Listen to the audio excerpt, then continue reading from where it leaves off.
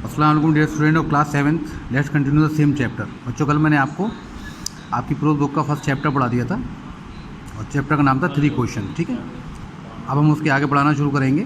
देखिए, to the third question some said साइज। जो तीसरा सवाल उन्होंने किया था कि किस चीज़ को बाजा को सबसे ज़्यादा इम्पोर्टेंस देनी चाहिए, उसके लिए सबसे इम्पोर्टेंट चीज़ क्या है। तो उसके जवाब में to the third question in the reply to the third question some said science. किसी ने कहा साइंस को मोस्ट इम्पॉर्टेंट समझना चाहिए, यानी कि विज्ञान को।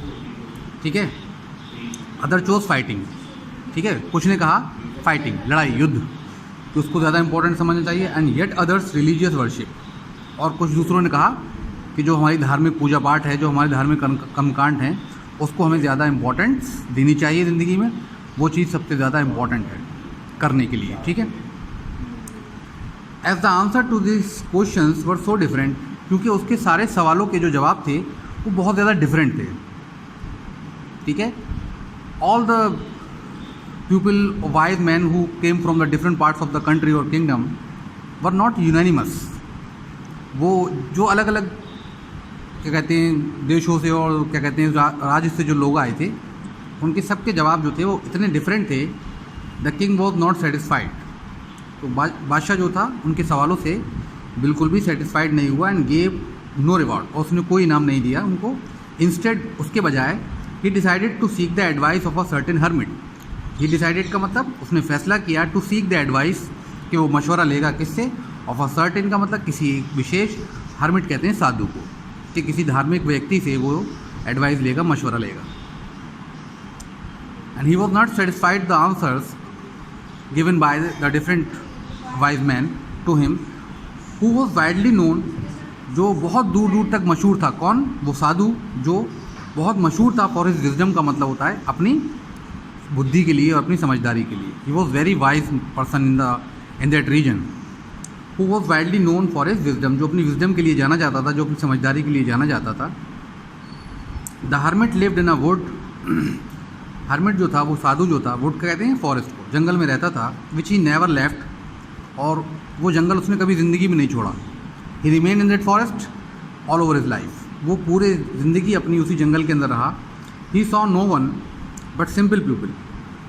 वो सिर्फ सादे लोगों से मिलता था, बादशाहों से, बड़े पैसे वालों लोगों से वो नहीं मिलता था। He saw no one but simple people, सिवाय, ठीक है, साधारण लोगों के अलावा वो किसी से नहीं मिलता था। And so the king put on ordinary clothes. तो बादशाह ने क्या किया, ठीक है, साधारण से कपड़े पहने। पुट ऑन का मतलब पहने, ऑर्डिनरी का मतलब होता है साधारण से कपड़े पहने। Before he reach the hermit's हट। ठीक है, और जब वो उसकी झोपड़ी के पास पहुंचने ही वाला था, उस साधु की झोपड़ी के पास, the king left his horse with his bodyguard. उसने अपने घोड़े को अपने बॉडीगार्ड के पास छोड़ दिया। He put on very ordinary cloth, he left his horse with his bodyguard. और जस्ट बिफोर हिज अर्थ, उस साधु की जो झोपड़ी थी उससे ज़रा पहले वो घोड़े से उतर गया। He dismounted from his horse and left his horse with his bodyguard. और अपने घोड़ा जो था अपने बॉडीगार्ड के पास छोड़ दिया। एंड वेंट ऑन अलोन, और अकेला वो साधु के पास गया। As the king came near the hermit's hut, जैसे ही बादशाह उस साधु की झोपड़ी के करीब आया, he saw the hermit digging the ground. उसने देखा, हर्मिट का मतलब वो साधु, डिगिंग का मतलब खोद रहा था, ग्राउंड का मतलब ज़मीन। In front of his, in front of his का मतलब सामने, इज हिज हट, अपनी झोपड़ी के सामने एक छोटा सा ज़मीन का पैच था, उसको वो खोद रहा था। ही ग्रेटेड द किंग, उसने बादशाह का स्वागत किया। एंड कंटिन्यूड डिगिंग, और खुदाई करता रहा। The hermit was old and weak, वो साधु बहुत बूढ़ा और कमज़ोर था। एज ही वर्कड, जब वो काम करता था, ही ब्रीथ हैविली, वो ज़ोर ज़ोर से हाँप रहा था। ब्रीथ हैविली का मतलब होता है ज़ोर ज़ोर से हाँप रहा था। He was panting heavily when he was working. The king went up to the hermit. बादशाह जो था वो हर्मिट के पास गया। एंड सेड, और कहा, I have come to you, मैं आपके पास आया हूँ, वाइज हर्मिट, समझदार साधु, टू आस्क यू, कुछ पूछने के लिए, टू आंसर ऑफ 3 क्वेश्चन, अपने 3 सवालों के जवाब जानने के लिए मैं आपके पास आया हूँ। How can I learn to do the right things at the right time, मतलब किसी भी काम को सही समय पर करने का मैं कैसे सीख सकता हूँ, मतलब हाउ कैन आई लर्न, मैं कैसे सीख सकता हूँ टू डू, करना, राइट थिंग्स मतलब सही चीज़, एट द राइट टाइम, सही समय पर। ये उसका पहला सवाल था कि मैं किसी भी काम को उसके सही समय पर कैसे कर सकता हूँ, मुझे इस बारे में जानना। Who are the people I need most, कौन वो लोग हैं जिनकी मुझे सबसे ज़्यादा ज़रूरत है, जो मेरे पास होना चाहिए। And what affairs are the most important, और कौन से काम बहुत ज़्यादा ज़रूरी है मेरी ज़िंदगी में। These are the 3 questions of mind, ये मेरे 3 क्वेश्चन हैं। I need the answers of these 3 questions, this is the reason why I have visited you, यही वजह है कि मैं आपके पास आया हूँ, मुझे 3 सवालों के जवाब चाहिए। The hermit listen to the king, उस साधु ने बादशाह की बात सुनी बट डिड नॉट स्पीक, लेकिन वो बोला कुछ नहीं। ही वेंट ऑन डिगिंग, वो अपनी ज़मीन की खुदाई करता रहा। यू आर टायर्ड, तुम थके हो, सेड द किंग, बादशाह ने कहा कि तुम ज़मीन खोदते खोदते थक चुके हो। Let me take the spade, spade कहते हैं फावड़े को, अपना फावड़ा आप मुझे दे दीजिए, and work in your place, ठीक है, और आप अपना जाकर दूसरा काम करिए, ठीक है, और मुझे अपनी जगह काम करने दीजिए, मैं आपकी जगह खुदाई कर देता हूँ। बादशाह ने उसके हाथ से फावड़ा ले लिया और खुदाई करना शुरू कर दी। थैंक्स सेड द हर्मिट, साधु ने कहा शुक्रिया। Giving the king his spade, उसने बादशाह को अपना फावड़ा दे दिया। Then he sat down on the ground, और फिर वो वहीं ज़मीन पर बैठ गया।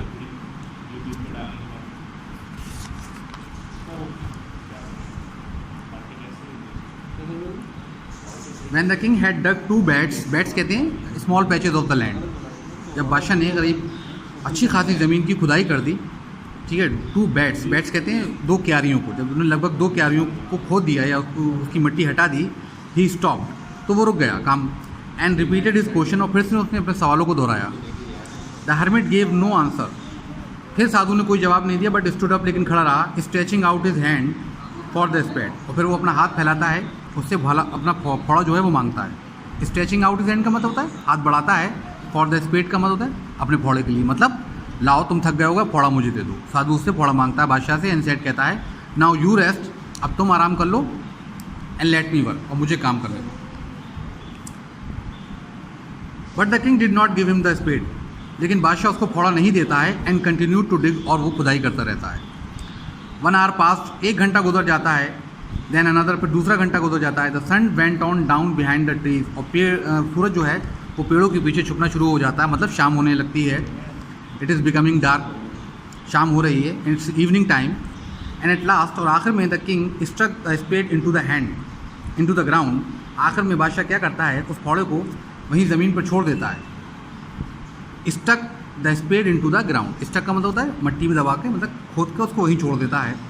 आखिर में बादशाह जो है वो अपना फावड़ा वहीं छोड़ देता है ग्राउंड पे। एंड सेड, कहता है आई केम टू यू, मैं आपके पास आया था, वाइज मैन, ए बुद्धिमान साधु, फॉर एन आंसर, किसके लिए, जवाबों के लिए, टू माई क्वेश्चन, अपने सवालों को। तो मैं अपने सवालों के जवाब लेने के लिए आपके पास आया था। If you can give me know answer, अगर आप मुझे कोई जवाब नहीं दे सकते हैं, टेल मी सो, तो मुझे ऐसा बता दीजिए। आई विल रिटर्न होम, तो मैं घर वापस चला जाऊँगा। हेयर कम समवन रनिंग, तभी एक बंदा उधर भागता हुआ आता है कोई। सेड द हर्मिट, हर्मिट कहता है देखो एक इंसान भागता हुआ आ रहा है, ठीक है बच्चों, ये आपका जो फर्स्ट पार्ट था इस स्टोरी का वो कंप्लीट हो गया है, ठीक है। और इसके बाद ये कंप्रीहेंशन चेक है, ये मैंने आपको क्वेश्चन आंसर भेज दिए हैं। उसके बाद आपका ये सेकंड पार्ट स्टार्ट होगा, ये इंशाल्लाह ताला मैं आपको अपने नेक्स्ट वीडियो में एक्सप्लेन करूँगा। And I hope you understand why I have taught you. मुझे पूरी उम्मीद है कि आपकी समझ में आ गया होगा जो मैंने आपको पढ़ाया है। अगर आपको उससे कोई भी प्रॉब्लम हो, you can call me personally. Thank you very much.